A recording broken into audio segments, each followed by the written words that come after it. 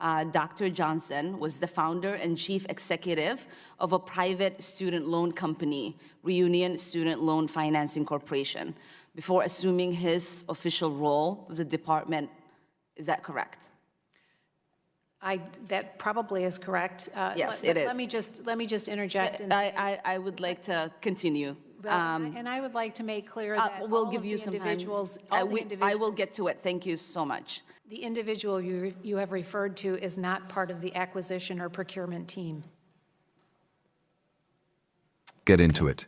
She thought she had caught Betsy DeVos in a billion-dollar conflict of interest scandal. That run Instead, rampant through your one top aides, answer exposed that the especially those entire advising you on accusation was higher ed aimed at and the loan wrong servicing. person. Representative Representative Ilhan Omar Omar comes comes out out firing with allegations of ethics violations, hidden communications, and conflicts of interest involving a top education department official.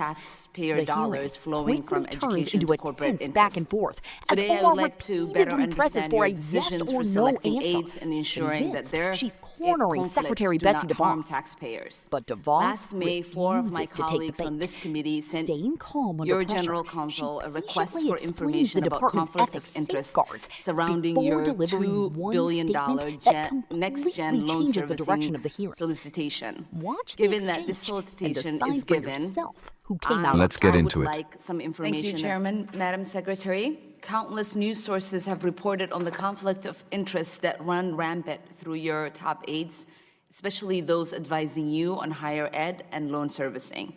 When responding to questions about these conflicts, you have failed to adequately convince Congress and the American people that these conflicts do not interfere with the billions of taxpayer dollars flowing from education to corporate interest.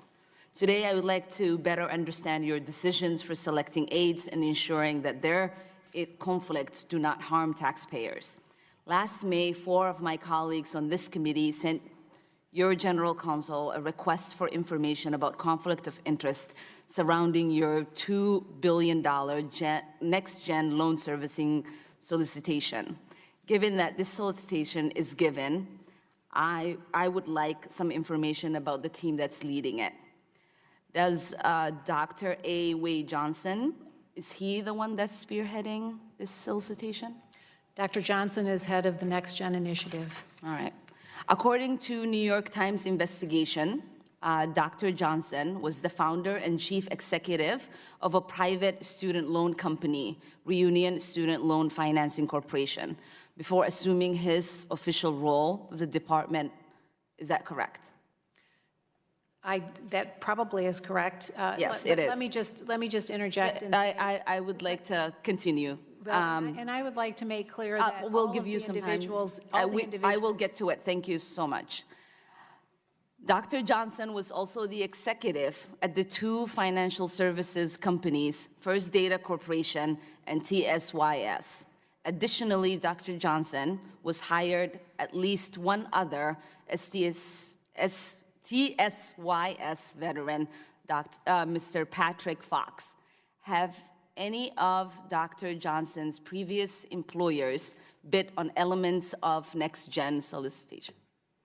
Congresswoman, all of my staff, all of my team at the Department of Education and Federal Student Aid has gone through their ethics process, has taken and takes their ethics obligations very seriously. We don't have conflicts, and we will not be conflicted. We have continued to have a robust screening process, and can stand and be very resolute about that.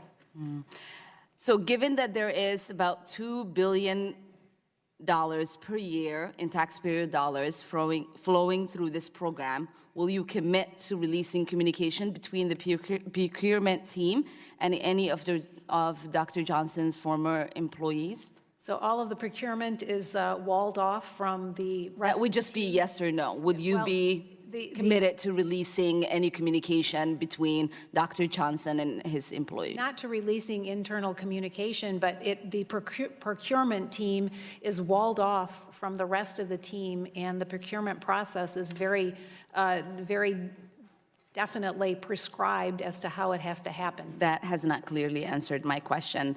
The federal acquisition regulations have a section on conflict of interest. It states, the general rule is to avoid strictly any conflict of interest or even the appearance of conflict of interest in government contract relations.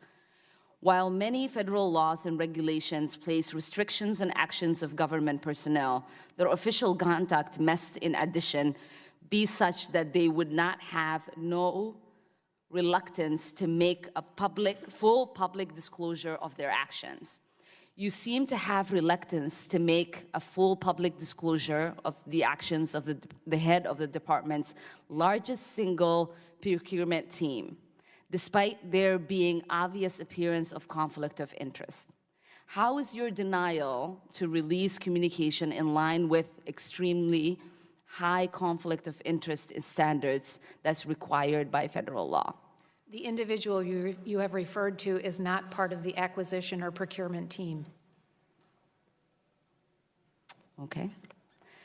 But we need the communication that is happening between the procurement team and the employers of Dr. Johnson. That process is walled off from any other process. Is correct. Hey everyone, welcome back to the channel.